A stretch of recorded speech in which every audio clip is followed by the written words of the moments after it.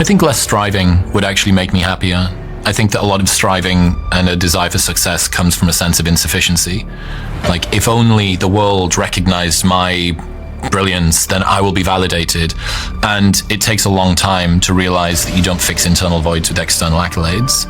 So many people are stopped the second they wake up because they use their phone as their alarm. They roll over, they hit the alarm on their phone, and now their phone's in their hands. And now they're in bed for half an hour, doing the cycle through all of their social media apps. If your ancestors had been satisfied when they got to a cave, when their family grew and they needed a bigger cave, when what? You don't just go and find one bush, you find a ton of bushes and then you expand, and that gives you additional security. But unfortunately in the modern world, that causes us with an infinite amount of things that we can do and can chase after. We sacrifice the important for the urgent. The urgent's always in front of us. The email, the next meeting. Yeah. And this is, again, why should anybody care about doing an annual review? Should anybody care about the new year? Well, you're busy living your life for almost the entirety of the year. And this is one moment where the urgent can just take a tiny bit of a backseat and the important can come through. Who have I been over the last year? What do I want from next year? Every single year is a chapter of your life. The next year, it's chapter 38 for me. What do I want that chapter to be about? I think less striving would actually make me happier.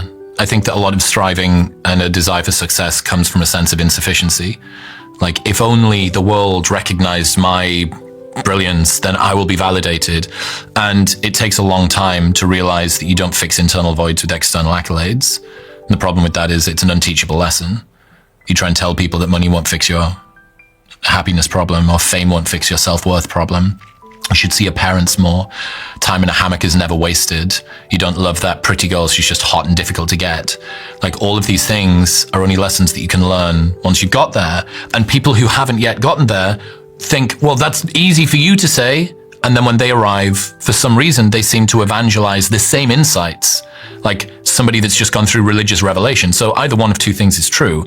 People who achieve a thing are lying about the fact that that thing didn't fix their problems, their internal void with external accolades, because of they're part of some cartel that's trying to pull the ladder up after they've just gotten in. Or it's the truth. But it's an unteachable lesson. You will not understand that that thing outside won't fix your internal void until you get there. And I actually think, it's a Naval quote, it's far easier to achieve our material desires than to renounce them. Like, if you want a Ferrari, it's much easier to actually work real hard and try and get some nice car, whatever it is, so that you learn that the car isn't the thing that you want, than it is to rid yourself of the desire for the car overall. And that's not to say that getting a Ferrari is easy. It's to say that getting rid of the desire is essentially impossible. The interesting thing is, I never actually thought I was going to amount to much. I was just really interested in what I was doing, what was in front of me. I didn't think this is going to lead to me achieving something or living in America or whatever. Each different step got me there. But no, of course not. Of course, the unteachable lesson has smashed me in the face, which is fame won't fix your self-worth. Money won't make you happy. You should see your parents more. You can take a day off. Like, all of these lessons, you have to live them to learn them, unfortunately. And my last question on this is, when I asked about the change to your code that you'd make, you talked about fixing the striving. What's been the downside of the striving?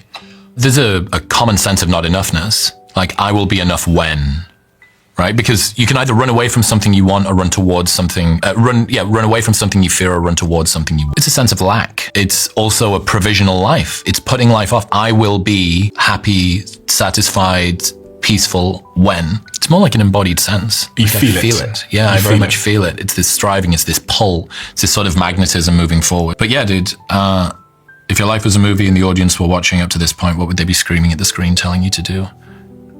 It's usually a very reliable indicator of where you should be putting your attention. Yeah, so 3 things. Success, region beta, Mexican fisherman. What success looks like for any individual person is going to be different. For you, knowing that you really want a family, there's people out there that are like, I'm not that fussed. I don't think that that's on the cards for me. And that's fine. Other people might really, really want to put the workload down. and step off and go and do the dad or the mum thing. Unfortunately, you can't take somebody else's purpose or success. Like that's you can't wear it as a suit. It's a bad idea, right? Because it's going to not fit.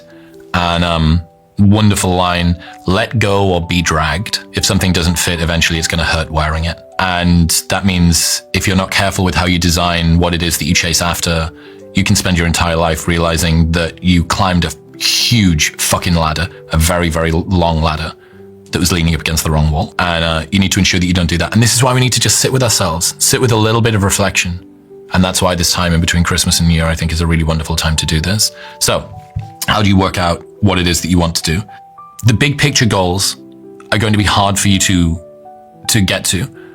But if you just think 1 year ahead, what do I want over the next 12 months? I think that usually helps you. And maybe you want to be in a relationship. I want to be in a committed relationship with someone who really loves me. Okay. Now we can start to talking about a plan to do that. But you need to have a little bit of silence. It's like a problem with permanently being busy stops you from being able to listen to fleeting thoughts that are in the back of your mind. Mm-hmm. And that quiet voice is usually the really powerful one. But there's a wonderful line. The answers you seek are in the silence you're avoiding. The answers that you seek are in the silence you're avoiding. A lot of the time we'll trade a hidden metric for an observable metric. Something that's observable would be your job title, what your salary is per year, how many people know you, your bank balance, the size of your house, the car that you drive. The only way that your success can be judged is outwardly. So naturally, we trade something which people can't see for something that they can see. For instance, lots of people would trade a longer commute for a higher salary or a better job title. One of the problems that you encounter with that is that the length of your commute is one of the most correlated stats with your happiness. Longer commutes reliably make people more miserable. And what's the hidden metric that you've lost by doing that? Well, that's less time with your family, with maybe your kids that are growing up, with your wife to connect. That's less time to pursue your own passions, even if your job is your passion. So what about a more stressful career? Going to move into a different industry that's way more stressful, but it pays more. Observable metric. What's the hidden metric? Well, what about the peace of mind that you have as you go to sleep at night? What about what that does to your health and the quality of your relationships and your ability to be present on a weekend? So you're not able to turn your phone off because your last job was 9 to 5, but this one is 24/7. Well, it's difficult to say because you're like, people want and need real resources. I want to improve the quality of my family. That's a noble thing to do. But after a while, you have to admit, if you already live a comfortable quality of life and you trade it, you trade your happiness or your peace in order to get more, you're making a bad choice because you're going to sacrifice something that you want, which is happiness, peace, connection, for something that's supposed to get the thing that you want, which is money, job title, bigger car. Parable of the Mexican Fisherman. An American businessman was away on a holiday in Mexico and he got taken out by a fisherman. And he asked the fisherman, so what do you do each day? The fisherman said, I spend each morning out on the water, I fish a little, I catch some food, I take it home, and I sit in my house with my wife and my family, and we eat what I've caught for the day. The American says, that's stupid. This is a stupid idea. What you should do is you should get a bigger boat, and then you could catch more fish, and then you could go sell it at the market. The fisherman said, why would I do that? So, well, once you've sold it at the market, you could buy some more boats, and you could get your friends to come and work for you, and then they could catch more fish, and you could start to sell it wholesale. The fisherman said, why would I do that? So, well, then you could create a canning factory and you could export it back to the UK and you could have a huge business. The fisherman said, why would I do that? So, well, then you would be able to retire and fish a little on a morning, catch some fish, and then spend the afternoon with your family. Getting up on time every day. 7 to 7:30, depending on what time I went to bed. So it'll change each night, but I'll set an alarm and I will get up on time. Go to bed and wake up at around about the same time each day makes a massive difference. Go for a morning walk first thing. So sunlight before screen light was something that I was doing before Huberman talked about the downregulation of the amygdala response and the lateral eye movement helps blah, blah, blah in the brain. I came upon this because I wanted to go for a walk more. I wanted to get as many steps in as I could. Get up and go for a walk because it just, so many people are stopped the second they wake up because they use their phone as their alarm. They roll over, they hit the alarm on their phone, and now their phone's in their hand. And now they're in bed for half an hour, doing the cycle through all of their social media apps. Sleep with your phone outside of your bedroom. That was the number one change that I made. Phone is outside of the bedroom, and I bought... How long have radio alarms been around? a million years, right? Like just get any kind of alarm clock, wake up, go for a walk before you use your phone. That will change so many of the problems that people encounter, because the addiction to technology is primary, I think, to a lot of people's challenges in their day. Meditation has been interesting for me. It's definitely helped me to be calmer, to be more peaceful. It's not an insane performance enhancer. The breath work as well, I really enjoy doing that. It's not an insane performance enhancer. Reading, I would say some form of content absorption that could come from reading articles, reading books, listening to podcasts, listening to audiobooks. Something that pushes your understanding is very important. And for me, that's moved. It was books a while ago. Now it's more Substack articles that I read on my Kindle. For a long time, it's always been podcasts. Sometimes it's audiobooks, sometimes it's not. By having to talk about the things that I learn, it forces me to learn them, right? Until you can explain something to somebody else, you don't really understand it. So, okay, prove to me that you understand it by telling me about it. I can't. Okay, well, you don't understand it then. So this is one of the reasons I suggest to people that they should do a fake podcast with a friend for 30 minutes every week. Phones are outside of the room. Put one phone face down on the table, press the record button, and just have a conversation and pretend that people are watching. Welcome back to the show. Stephen, today we're going to talk about the UFC or Tommy Fury and Jake Paul. Who do you think is going to win? And it forces you to be rigorous and precise and consistent with the things that you believe. And it is a forcing function that synthesizes the things that you're doing. Other people might prefer to write or draw. One of the advantages of doing it for an audience is that you actually feel like someone's keeping you accountable, right? If it's just, I'm going to draw a drawing every week for my own pleasure, as opposed to I'm going to draw a drawing every week and post it on my Instagram, or I'm going to write a Substack article. I mean, I have a posting cadence on the show Monday, Thursday, Saturday. And if it wasn't for the fact that I know if I don't post on those days, the audience is going to be like, hang on a second, mate, like it's Monday. Where's the podcast episode? It would be a lot less motivating for me to do it.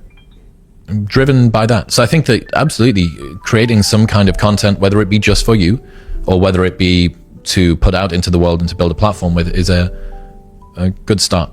There's a interesting quote from Ludwig Wittgenstein, and he says, "The limits of my language mean the limits of my world."